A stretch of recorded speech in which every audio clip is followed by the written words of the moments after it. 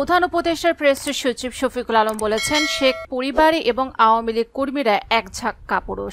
তারা টানা 15 বছর ধরে ক্ষমতায় থাকতে পেরেছে শুধু একটি কারণেই, আর সেটি হলো তারা হাজার হাজার পুলিশ, সেনা ও নিরাপত্তা কর্মকর্তাকে তাদের ইচ্ছাধীন ও হত্যাকারী বাহিনীতে পরিণত করতে পেরেছিল।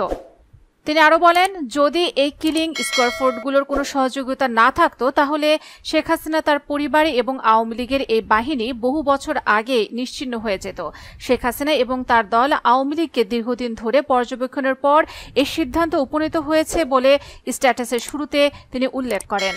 তিনি আরো বলেন, গত বছরের জুলাই যখন আমাদের তরুণীরা এই ডেথ স্কোয়াডগুলোর বিরুদ্ধে রাজপথে দাঁড়িয়েছিল, তখন আওয়ামী লীগ কর্মীরা বুঝতে পেরেছিল তারা কয়েক মিলিয়ন বিপ্লবীর মুখোমুখি দাঁড়ানোর সাহস রাখে না। তারা পালিয়ে গিয়েছিল, হাওয়া হয়ে গিয়েছিল। আমি নিশ্চিত তারা আর কখনো ফিরতে পারবে না। কাপুরুষেরা কখনোই ফিরে আসতে পারে না।